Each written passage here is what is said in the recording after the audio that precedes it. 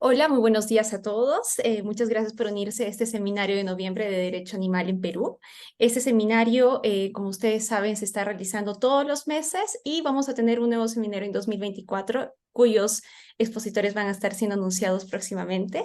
Mi nombre es Marcia Contoy, soy directora de Derecho Animal en Perú y el día de hoy tengo la, el placer de presentarles a una persona que yo admiro mucho y a quien tengo mucho agradecimiento por su ayuda en mi crecimiento académico, Silvina Peseta. Silvina es investigadora senior del Consejo Nacional de Investigación Científica y Técnicas, CONICET Argentina, profesora de ética animal en la Universidad de Buenos Aires y actualmente investigadora visitante 2023-2024 del Animal Law and Policy Program en la Universidad de Harvard, en la Facultad de Derecho. También ha sido investigadora visitante en el Instituto Max Planck de Derecho Comparado y Derecho Internacional Público en Heidelberg, Alemania,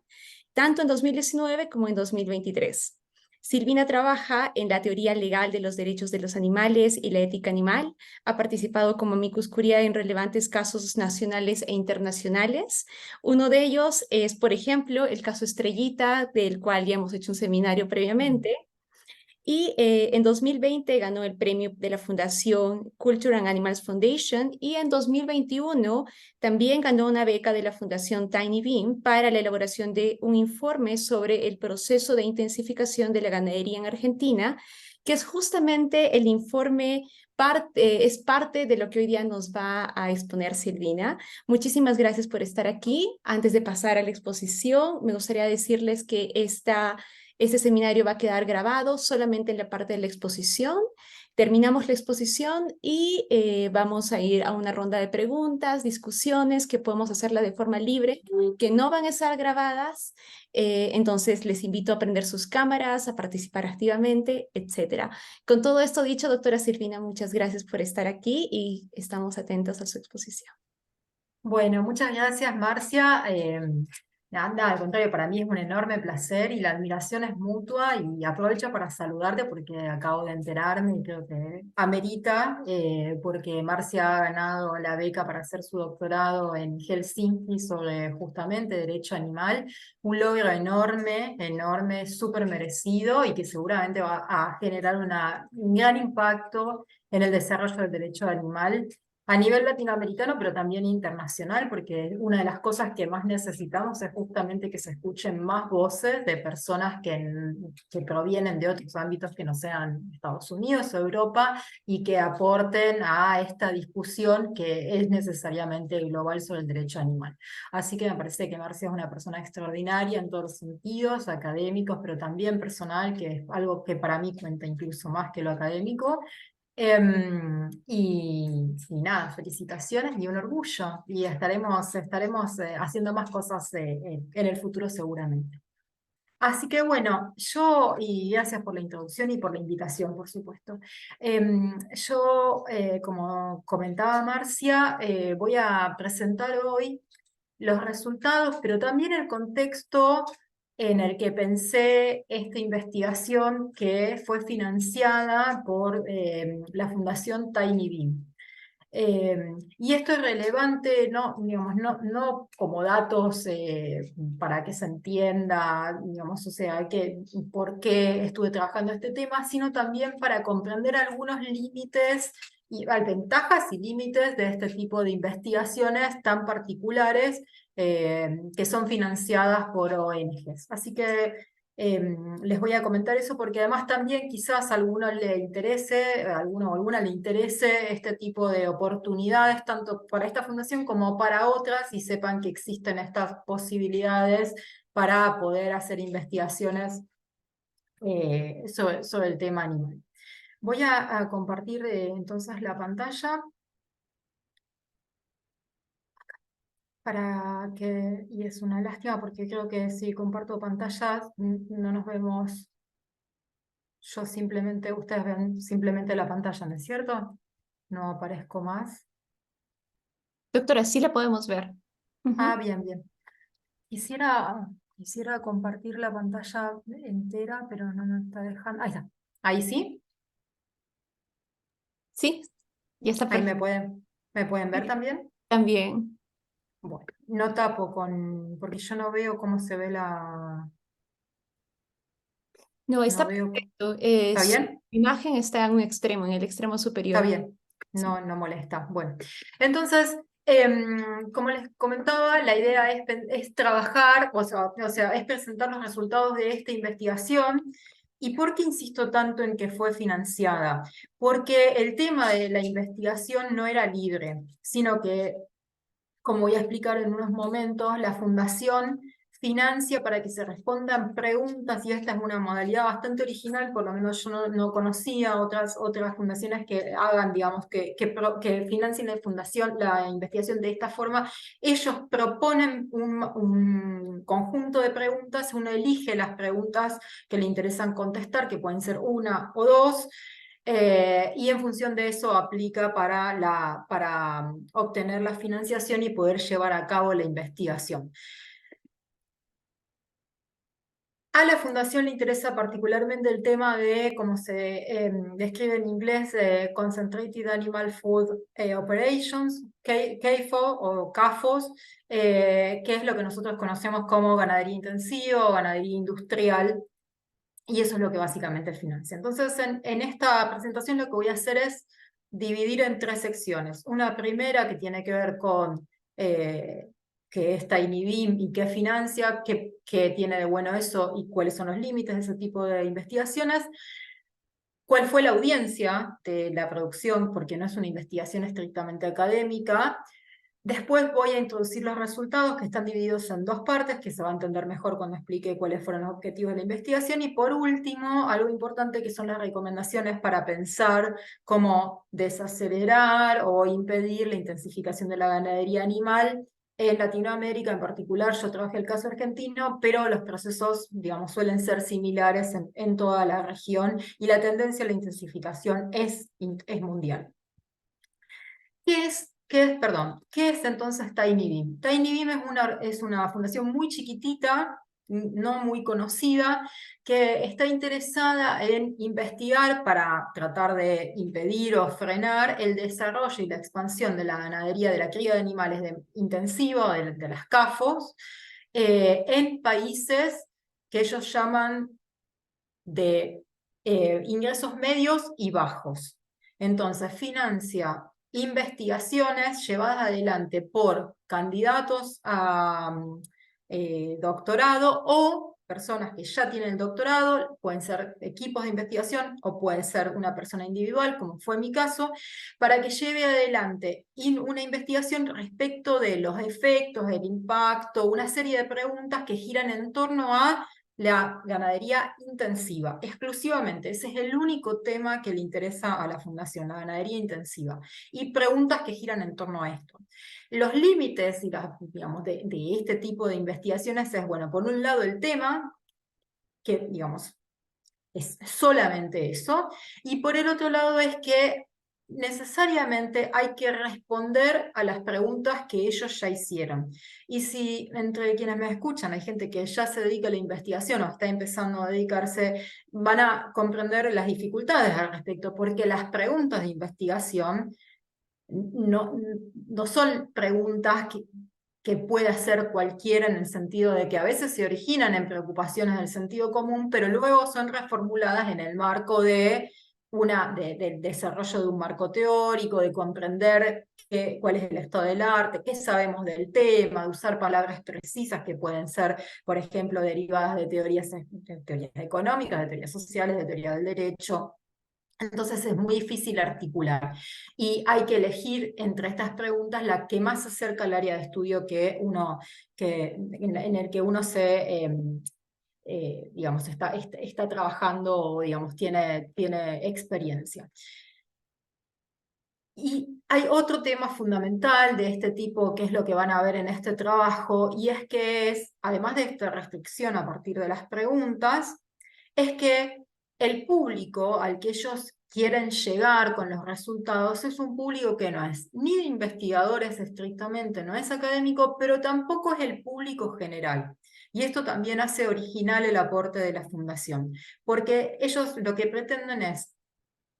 lograr que haya insumos bibliográficos, investigaciones realizadas que les sirvan a las personas que ya están participando o como donantes a ONGs o a grupos, perdón, que me suena, o como donantes o como activistas que están trabajando en esta área, o a ONGs que están trabajando en materia de cría intensiva y cómo solucionar los problemas que provoca o disminuirlos o impedir su desarrollo. Entonces, y por eso también, además, y esto es muy importante, quieren que no solamente se trate de ofrecer resultados, sino también recomendaciones, que eso es lo que vamos a ver en la última parte de esta presentación. No solamente hay que entender y contestar a estas preguntas, que son, por cierto, realizadas por personas que ya están trabajando, digamos, en la temática, pero que no son académicas ni investigadoras, y además darles recomendaciones de qué hacer con este problema que se detectó. Algo que para quienes nos dedicamos a la investigación de manera exclusiva es bastante antinatural o incómodo, porque en general nosotros, digamos, o sea, por ejemplo, si uno hace una investigación que termina en la publicación de un trabajo, no está haciendo recomendaciones. Lo que hace es comprender el problema, interpretarlo, argumentar, evaluarlo, pero nunca un paper termina con recomendaciones. Este no es el estilo de la investigación en general, y eso supone un inconveniente. Ahora, ¿por qué me interesó a mí el tema de la cría intensiva? ¿Qué es lo que hizo que a mí me interesara esta cuestión en particular? Bueno, yo había tenido dos experiencias recientes antes de aplicar a la beca que fueron muy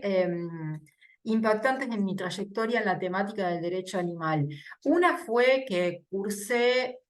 la carrera de especialización en bienestar animal en la Facultad de Ciencias Veterinarias de la Universidad de Buenos Aires, carrera que dura 2 años y que no pude terminar porque el último cuatrimestre gané la beca para ir a Alemania por primera vez, y la universidad me otorgó el permiso para dejar de cursar, porque después iba a terminar en la siguiente cohorte, el cursado, entre todas las materias me faltaba la tesis, y como vamos a ver, finalmente ese posgrado, que era el único posgrado en bienestar animal, fue cerrado porque se consideró no importante. Entonces, la experiencia de transitar 1 año y medio las aulas de la Facultad de Ciencias Veterinarias en una carrera de bienestar animal fue muy conmovedora, porque uno se encuentra de alguna forma en el corazón digamos, de la naturalización de la explotación animal, pero también entiende muchas cosas, como por ejemplo que las personas que trabajan en bienestar animal, a diferencia de lo que uno puede ver desde afuera, sobre todo en este marco clásico de la distinción o esta oposición que se ha hecho en la literatura especializada en derecho animal, entre bienestar animal por un lado como algo pésimo, algo insuficiente, y derecho animal como el camino y la única cosa a la que se puede y se debe aspirar si uno está trabajando en contra del especismo, está trabajando, digamos, a favor de la idea de que los animales sean reconocidos como sujetos de derecho y tengan algunos derechos. Cuando uno ingresa ahí, uno ve dos cosas. Ve que la gente que hace bienestar animal en ese marco de explotación animal es la gente buena, o sea, es la gente que se dedica a las cosas, digamos, o sea, que no son importantes, como considerar los estados afectivos de los animales, la salud, que no sufren innecesariamente, y eso hay en ese marco revolucionario, digamos, o sea, disruptivo. Y por otro lado, que desde como uno viene con la mirada de que eso es absolutamente insuficiente, y eso es una forma también de explotar, incluso de legitimar la explotación, cuando entabla debates con los profesores, con sus colegas, con sus compañeros, ve que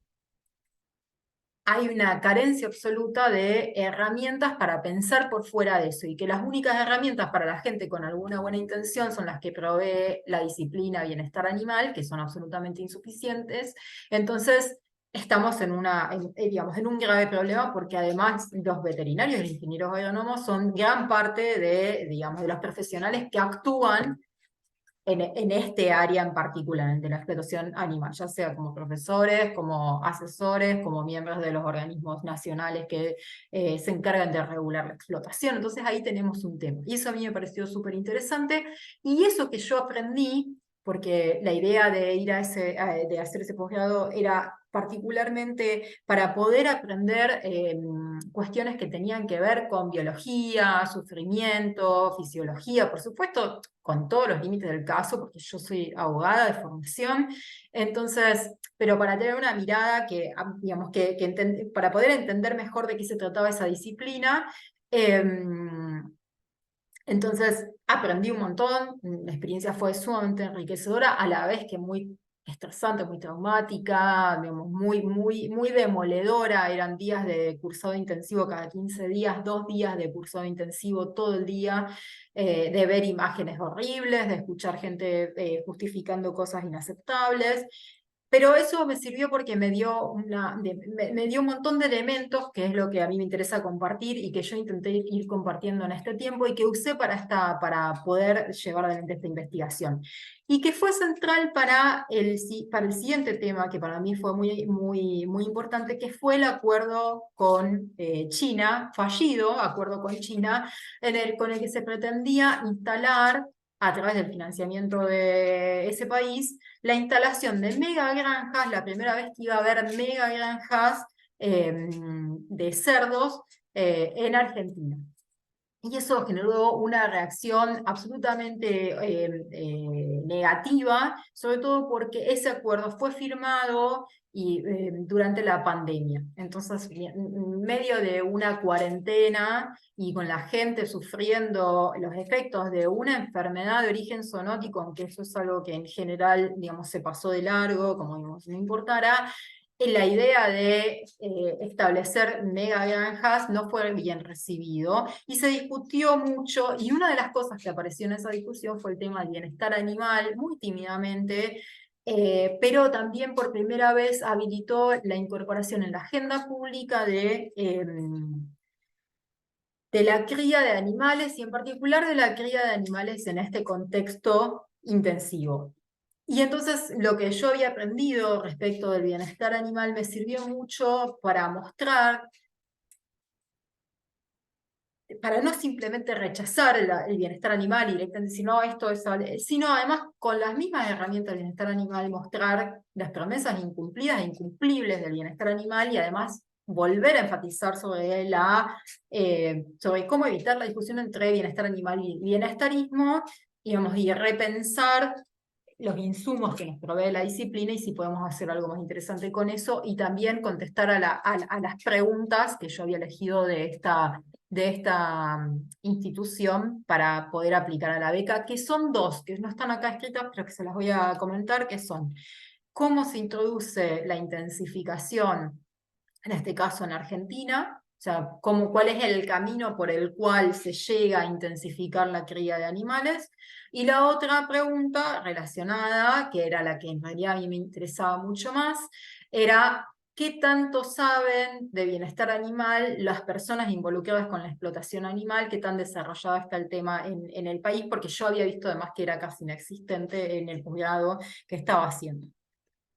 Entonces, estas son las dos preguntas que yo tenía que responder. Y fueron un enorme desafío. Les cuento cómo hice para responder. La primera sección del trabajo, que ustedes tienen con detalles, si les interesa, lo pueden ver porque está subido al hermoso sitio que tiene Marcia. Está ahí en español y el trabajo está publicado, es de acceso libre y gratuito, está en español, está en inglés, y también incluye, que eso también era otro de los requerimientos bastante extraños de la fundación, una bibliografía anotada. Para los que están interesados en seguir leyendo más sobre esto, pueden ver que hay también una bibliografía anotada, que es una selección de trabajos que uno elige por su importancia para las personas que quieran leer más sobre el asunto, con una explicación de por qué y de qué se trata cada uno de los papers y libros que recomendé. Entonces, bueno, la forma de pensar esto cuando empecé a trabajar fue histórica, porque uno de los obstáculos que encontré cuando empecé a investigar fue que casi no hay investigaciones al respecto de cómo se intensifica la ganadería en el país. Hay muchísimos, pero muchísimos trabajos, por supuesto es toda una corriente de investigación, estudios agrarios, estudios desde distintas perspectivas, económicas, sociológicas, antropológicas, pero no hay prácticamente trabajos sobre la historia de la intensificación, ni trabajos exhaustivos que expliquen cuántos animales y de qué especies están viviendo, en qué condiciones y están siendo explotados, en qué condiciones. Entonces, el trabajo de de recuperar esos datos fue muy trabajoso, fue muy difícil, hubo que recurrir a fuentes primarias como el censo agrario, que además es muy difícil de leer para alguien que no está versado en materia estadística, y que además tiene una dificultad extra porque, por ejemplo, en Argentina no está establecido que es un establecimiento de cría intensiva, como sí sucede, por ejemplo, en Estados Unidos. Entonces, estas preguntas sobre las CAFO o sobre las granjas de cría intensiva tienen mucho sentido porque en Estados Unidos efectivamente sí está establecido que se considera y hay límites y a partir de tanta cantidad de animales en tanto espacio es CAFO, digamos, y hay específicos requerimientos, pero nosotros no tenemos esas condiciones. Entonces, definir dónde hay o cuándo estamos frente a una granja intensiva, una semi-intensiva y una extensiva, a veces puede ser difícil. Y por otro lado, hay un alto grado de informalidad en el sector. Y por último, la mayor parte de la atención respecto del sector agropecuario en Argentina se lo lleva la soja. Y ahora vamos a ver eso. Y no tanto la cría de animales. Sobre todo cuando salimos del sector de vacuno, y perdón que utilice la expresión digamos, de los explotadores, no de vacas como individuos, pero cuando salimos de ese ámbito, prácticamente no hay nada en materia de investigación, sino que uno recurre a las fuentes de las propias asociaciones de productores, entre comillas, explotadores de animales que proveen ellos los datos o sitios web de economía, pero del gobierno, pero no mucho más que eso. Entonces, cuando vi esta dificultad y empecé a leer sobre el tema, lo que aparecía, vi que la mejor manera de encararlo era pensar en términos de la historia del país y digamos, y rastrear la importancia que tiene el consumo de carne, que era algo que, por supuesto, cualquier persona más o menos, incluso a nivel internacional, uno dice Argentina y se imagina, entre otras cosas, el fútbol, y la carne de vaca, o sea, la carne roja, el asado, los gauchos, la pampa, pero básicamente está ligado a digamos, está ligado a la identidad nacional. Entonces, lo que me interesa, y porque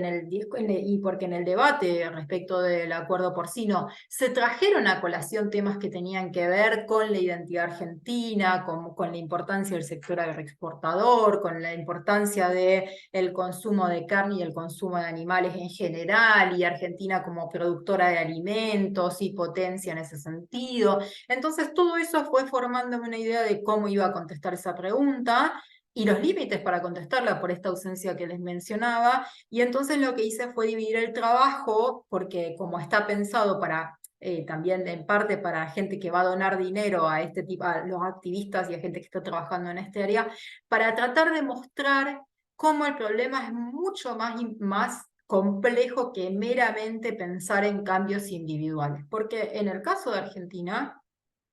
la producción agropecuaria, que además el cultivo y la cría de animales está intrínsecamente relacionada, no se puede desarmar una cosa sin la otra, porque el cultivo está pensado en parte para alimentar animales, ya sea en nuestro territorio o en China, por ejemplo.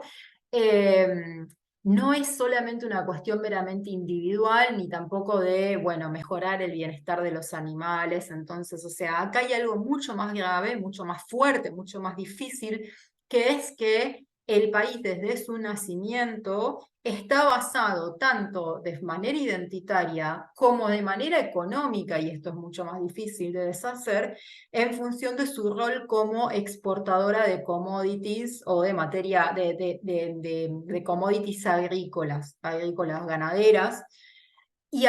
entre ellos en este momento de soja, que es para alimentar animales en China. Entonces ahí tenemos un enorme problema que es de carácter estructural. Y una de las cosas interesantes para pensar en la cuestión de la intensificación y cómo se introduce, digamos, este empeoramiento para los animales que representa la intensificación, es, y como les decía antes, la relación entre ganadería y agricultura. Una de las maneras en que se introduce la intensificación en el país a nivel de ganado vacuno es con la introducción en los 90 de la soja transgénica. Este fue un plan específico en la introducción del paquete tecnológico de la soja transgénica en Argentina en el año 96, lo aprobó el gobierno, una soja resistente a un agroquímico llamado glifosato que permitió la extensión de la soja a áreas incluso no aptas y que fue cambiando el paisaje de la pampa y corriendo la producción de ganado vacuno de esas áreas hacia el norte, en lugares en donde tradicionalmente no había ganado, porque se fue expandiendo lo que se llama lo que se llama, no, la frontera agraria. Se fue sembrando soja cada vez en más lugares, eso fue desplazando la cría de animales y para mantener la productividad del ganado vacuno se intensificó la ganadería. Es decir, no fue un plan del gobierno, sino que fue una consecuencia, fue un plan del gobierno, o más bien fue una apuesta a la soja, eso sí, pero la consecuencia en los animales fue un imprevisto y hay que tener en cuenta además que el consumo de carne roja es, digamos, la producción de carne está básicamente orientada al consumo interno. Entonces esta es otra cuestión. Si bien Argentina depende económicamente de su sector agroexportador, la producción de carne o la explotación animal está orientada básicamente al consumo interno, pero eso no quiere decir que no haya intención de exportación o que no haya también exportación de carne. Y la hay, pero es tan importante el consumo de carne, sobre todo de carne roja, que los sucesivos gobiernos, y esto sí está documentado, pero no en función de la intensificación, ni mucho menos interés en los animales, ni en su bienestar siquiera, ni nada que tenga que ver con los animales, pero lo que sí hay es una permanente política para asegurar, y este es el enorme peso que tiene el consumo de carne en Argentina, para asegurar un equilibrio entre la necesidad de generar divisas y permitir una exportación de carne, de vaca, de cerdo, de pollo, que se consume también básicamente en el mercado interno, y la provisión al mercado interno de estos productos a un precio accesible. El precio de la carne en Argentina es un asunto de una política de Estado, es una política de gobierno. Vamos a ver con el nuevo presidente si esto cambia, qué es lo que van a hacer, pero es un indicador digamos, poder comer o no comer asado en Argentina es un tema que se discute en la primera plana de los diarios y es un tema que está incluido en los debates públicos y que forma parte de programas de gobierno. Entonces, este es un tema importante porque creo que eh, muestra la relevancia no solamente de una cuestión personal, sino cómo está involucrado en distintos niveles. Y por último, lo que hice fue investigar las diferencias de intensificación según especies, porque la pregunta en algún punto también suponía que había planes específicos, por ejemplo, del gobierno, o ayudas estatales, o subsidios para intensificar, o planes para que esto suceda, y esta en la investigación se demuestra que no.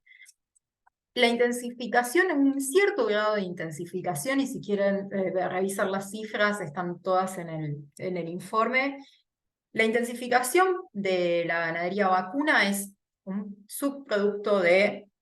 sí, un plan específico del gobierno, pero por ejemplo, la intensificación de la cría de aves es algo que dependió exclusivamente del sector privado. Hubo algún apoyo en algún momento en la década del 90 al respecto, pero nunca fue fundamental.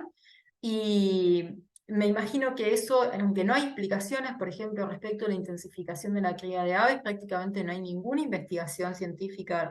sobre el tema, sino que las fuentes son las propias asociaciones de productoras de avícolas. Así que, vamos, o sea, tendrá los límites que eso implica, pero la intensificación es probable que se deba también a que es más barato, digamos, y esto sí es un hecho privado, es más barato criar pollos y producir huevos que, por ejemplo, carne vacuna, que es un periodo mucho más largo el que se requiere para criar una vaca y que llegue hasta el matadero para después poder convertirse en un pedazo de... Y finalmente llegamos a la cuestión de los cerdos, que era el área vacante que quería aprovechar China. ¿Qué pasa en el sector de los cerdos? Bueno, el sector de los cerdos, y de nuevo, acá vemos que no hay un plan específico como sí fue el plan de la soja. Y digo plan, y también está discutido entre los investigadores, pero en general, digamos, como requirió la aprobación del gobierno, se supone que ahí hubo algo más, digamos, más deliberado. En este caso, lo que vemos es que el acuerdo se produce porque ya hay una relación previa que surge a partir de los 2000, una relación más estrecha entre Argentina y todos los países de China y los países latinoamericanos en general, con China haciendo una política mucho más de seguimiento, de sostenimiento, de convenios, acuerdos, ayudas, asistencia, becas, eh, que algunos explican por el espacio que dejó Estados Unidos luego del atentado del 11 de septiembre y el interés que perdió en la región latinoamericana para poner foco en Medio Oriente, y ese es un espacio y un lugar que quedó vacante y que aparentemente ocuparía China. Entonces este acuerdo se da en el marco de ya una relación que venía establecida bastante fuerte, y de manera azarosa también porque es producto del brote de fiebre porcina africana que se da en China. China es el principal consumidor de cerdos, la misma importancia que tiene para Argentina la carne de vaca la tiene la carne de cerdo en ese país. Entonces, esto empezó como un acuerdo entre privados, y eso es lo interesante. Acá no hubo un acuerdo entre los gobiernos, sino que fue una oportunidad que surgió entre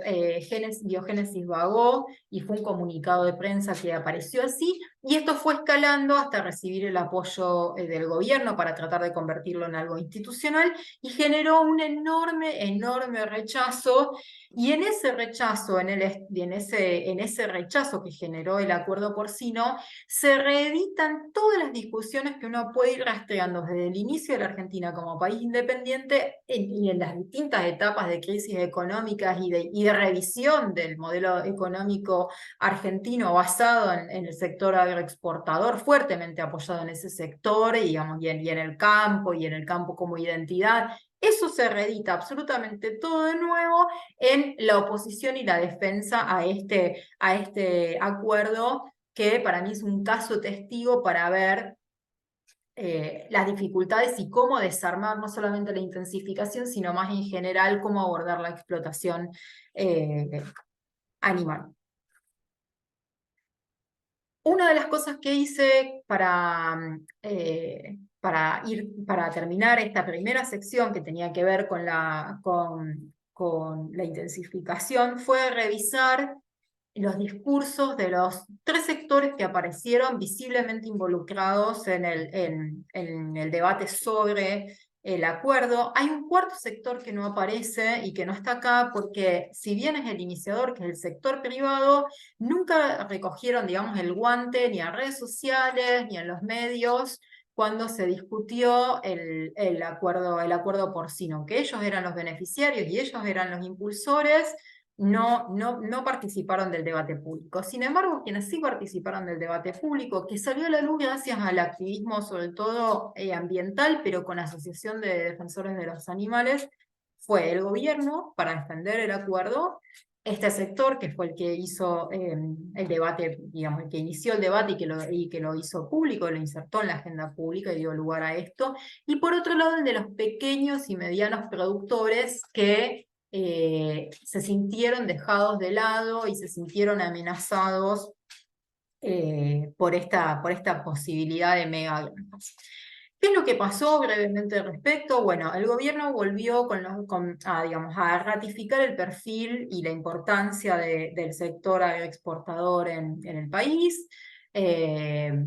Explicó que el acuerdo era una oportunidad para que ingresaran los tan ansiados dólares a la economía, para generar puestos de trabajo, para abordar la cuestión de la desigualdad en Argentina, porque es un país en el que digamos, hay mucha concentración de recursos y poblacional en la zona de la región pampeana, en Buenos Aires y Ciudad de Buenos Aires, y las provincias siempre están en condiciones de muchísimas dificultades, y estas mega granjas se iban a establecer en esos lugares, porque además la cría de cerdos permite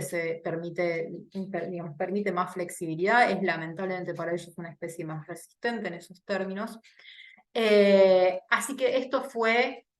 básicamente lo que decía el gobierno. En algunos casos incluso deslizaron la idea de que se iban a preocupar cuando empezó la discusión ambiental por las cuestiones ambientales y por la cuestión de las buenas prácticas, y por ahí alguna mención muy tímida de la cuestión del bienestar animal. Y esto vamos a volver a verlo en la siguiente sección.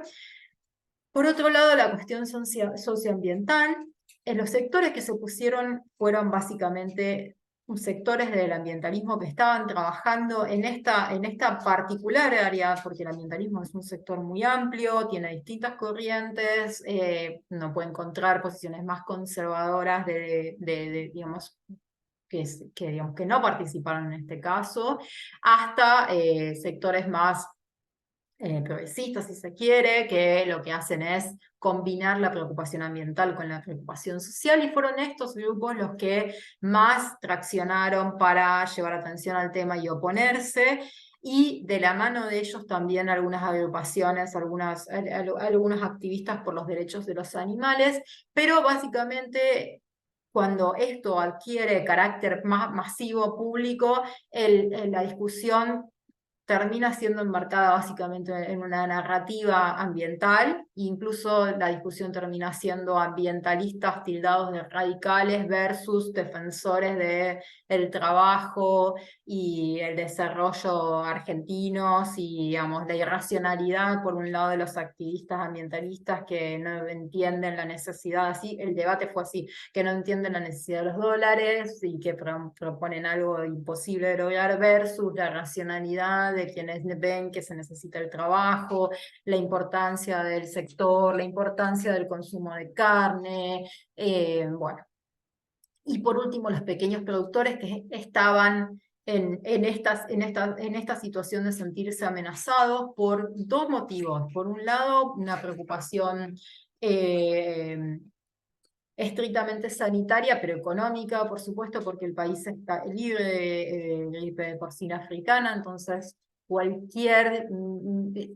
primer proyecto original era traer cerdas, literalmente, traer cerdas chinas al país para poder reproducir esos animales, algo que después fue descartado. Eh, Porque querían ese animal en particular, ese animal, entonces eso lo un riesgo sanitario enorme, entonces se opusieron porque si se esparce la gripe porcina en el país, eso es un problema porque los afectaría, y el segundo problema es que nadie garantizaba que China siguiera comprando la producción una vez instaladas las megagranjas, y eso se volcaría al mercado interno con las consecuencias negativas que tendría para sus producciones pequeñas y medianas. Eh, y lo que es interesante, pero digamos, querían ser parte, o sea, no es que se oponían básicamente, querían que los incorporaran, que los protegieran y que los incorporaran, e incluso se propusieron ellos mismos como parte de la producción para proveer a China. Y lo interesante es que en algunos de estos debates,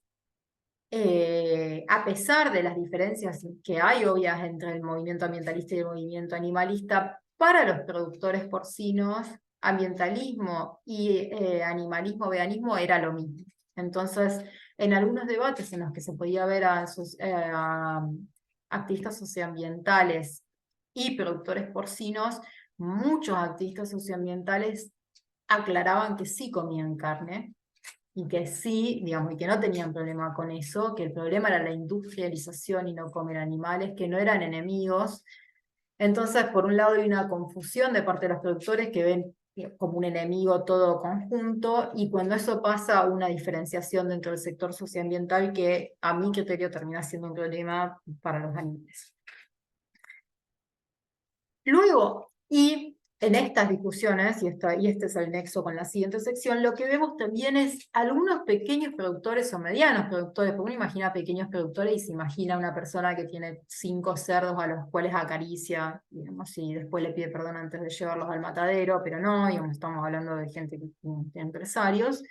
y además eso nunca sucede, y además si sucede es absolutamente cruel. Lo que vemos cuando ellos debatían sobre la situación de los animales es que empezaron a aquí y allá mencionar la cuestión del bienestar animal, incluso en un caso a mencionar que a sus cerdos les dan juguetes para que tengan enriquecimiento. Aparecen algunos conceptos digamos, típicos del bienestar animal, pero muy tímidamente, que tampoco usaron los activistas por los derechos de los animales, porque ya sabemos que es algo bueno, que se considera casi una traición. Y que por supuesto los ambientalistas no manejan porque no es el tema de su competencia, no está dentro de su agenda. Así que vemos ese tema. Y ahí fue, y ese es el nexo que a mí me interesó para trabajar la cuestión del bienestar animal. Y como les decía antes, en realidad era lo que más me interesaba, pero yo contesté 2 preguntas y una era la de intensificación. Y entonces sí pasamos a la cuestión del bienestar animal. Como les decía, es una de las preguntas de Tiny Bean,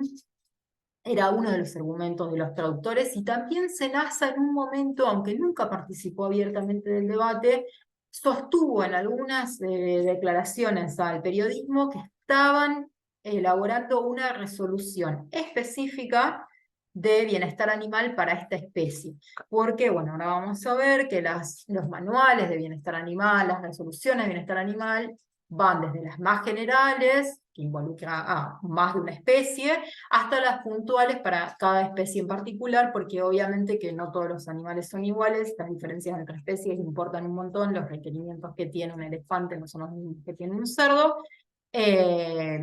y vamos a ver que en Argentina todo eso está prácticamente ausente. ¿Qué era lo que me interesaba? Siempre pensando en la audiencia de este reporte, porque está escrito para la gente que finalmente o va a trabajar a favor de los animales y necesita conocer cómo es la situación en el país, o va a financiar a quienes trabajan en estos temas. Lo que me interesó fue hacer un detalle exhaustivo, sobre todo conociendo más el campo legal, y luego esta experiencia en el posgrado de bienestar animal. Yo sé que no hay conocimiento sobre la regulación de bienestar animal entre mis colegas, yo tampoco la tenía, o sea, uno sabe que existe algo que se llama bienestar animal. En general, cuando hablamos de bienestar animal, no sabemos bien a qué nos estamos refiriendo, si nos estamos refiriendo a la regulación de bienestar animal, si nos estamos refiriendo a la ciencia del bienestar animal que existe como tal, como uno podría hablar de la psicología, de la sociología, de la biología, o si se está refiriendo al bienestarismo. Entonces, por supuesto que hay conexiones, pero uno podría distinguirlas lógicamente, digamos, incluso podría hacer, y eso es lo que yo propongo, hacer utilizaciones estratégicas para pensar, digamos, no soy la única que lo propone, para pensar algunas regulaciones de bienestar animal que incluso van tan lejos como reconocer que los animales tienen conciencia, y eso está en nuestro derecho, por ejemplo, para fundamentar la idea del derecho, de los derechos animales como inferencia de los principios generales de nuestro derecho. Eso es una tarea, digamos, mucho más teórica que a la Fundación no le interesaba, en este reporte no está, pero digamos que sí yo trabajé a posteriori en base a lo que investigué, porque era, digamos, un tema que quedaba fuera y que me parecía de suma relevancia. Entonces lo que hice fue dividir el trabajo, para los que están interesados, en la sección que tiene que ver con explicar qué es el bienestar animal como ciencia, de dónde surge, las promesas incumplidas e incumplibles del bienestar animal, los problemas para definir qué es el bienestar animal, porque a veces cuando uno escucha a los actores, por ejemplo en mi país de SENASA, o veterinarios, o ingenieros agrónomos, hablar de bienestar animal, para oponerse a la cuestión de los derechos animales, o a, digamos, discusiones morales, o de qué hacer, o qué hacerle y qué no hacerle, o qué es injusto hacerle a los animales, pareciera como que el bienestar animal en tanto disciplina es algo absolutamente objetivo, en donde las cuestiones ya están súper saldadas y hay conceptos clarísimos, y esto no sucede, esto no es cierto, y esto hay que decirlo, y esto hay que conocerlo, porque ni siquiera hay acuerdo entre cómo medir y qué estándares son importantes para el bienestar animal, y hay muchas especies, este no es el caso para los animales llamados de granja, pero hay muchos estándares de los que carecemos para especies diversas, por ejemplo, que están en zoológicos, porque no se ha estudiado lo suficiente. Entonces, eso por un lado. Contar eso para que no, digamos, para como consejo no caer en la trampa de pensar que de un lado está la racionalidad científica en la que sí o sí tenemos unos estándares indiscutibles, objetivos, cuantitativos para medir cómo está un animal y sabemos a ciencia cierta.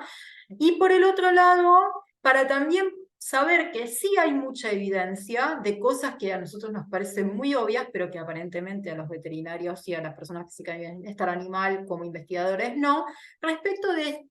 cuál es el impacto emocional, físico, eh, eh,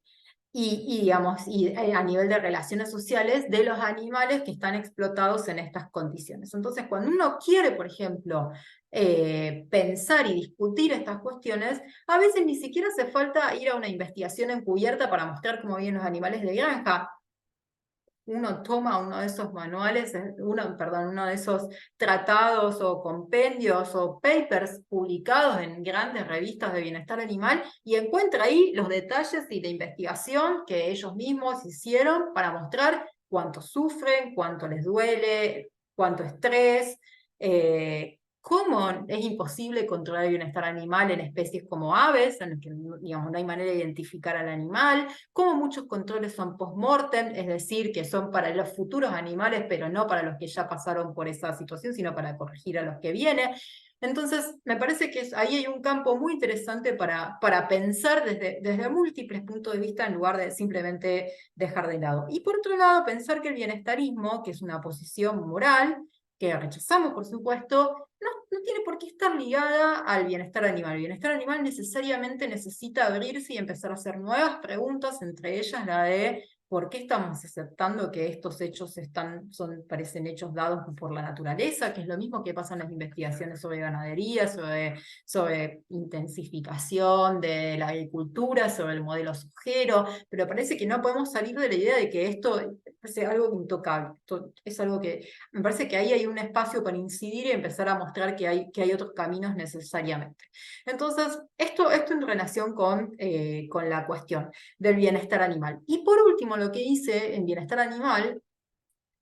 es advertir, y, digamos, investigar y advertir sobre la carencia de formación en la materia, porque si bien nosotros tenemos una regulación en bienestar animal criticable, insuficiente, especista y todo lo que uno quiera. Además de eso, la formación en bienestar animal es prácticamente inexistente. De las 21 facultades de ciencias veterinarias que yo investigué para ver dónde está inserto el curso de bienestar animal o los cursos, solamente 11 tienen cursos, de los cuales solamente 8 son obligatorios y son una materia. Imagínense ustedes una materia en toda la carrera de bienestar animal que uno vio, es como, no sé, para un abogado, bueno, sí, vi una vez en toda la carrera, en las 30 materias que estudié, no sé, derechos humanos, una sola vez. Hay algo que está ahí, y rapidito. No hay cursos de posgrado, este único curso de especialización que existía se cerró y solamente tuvo 2 cohortes, es decir, que quienes forman a los que dan clases sobre bienestar animal y, digamos, no se sabe. Y finalmente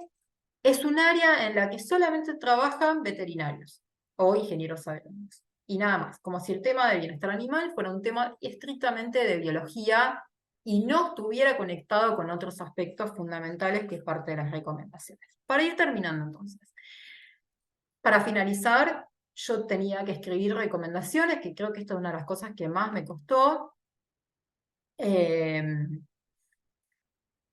Las dividí, por supuesto, en dos secciones, también reflejando las secciones anteriores. Una sobre intensificación, cómo trabajar el tema de los cambios estructurales, las oportunidades que hay en particular, por ejemplo, para Argentina, que esto es, Brasil tiene otra situación que también es para analizar, por ejemplo, la producción vacuna, tienen instaladas muchas más, algo que no está tan concentrado en Argentina.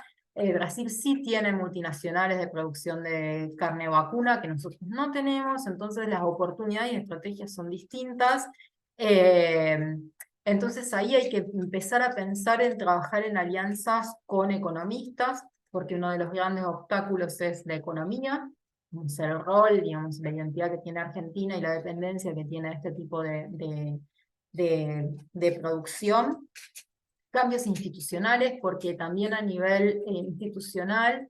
hay dos instituciones que son CONICET e INTA que apoyan fuertemente la industrialización de la ganadería a través de múltiples investigaciones, programas, y peor aún, lo hacen sosteniendo que es posible que sean sostenibles estos emprendimientos, que van a aportar en ese sentido. Entonces el argumento ambiental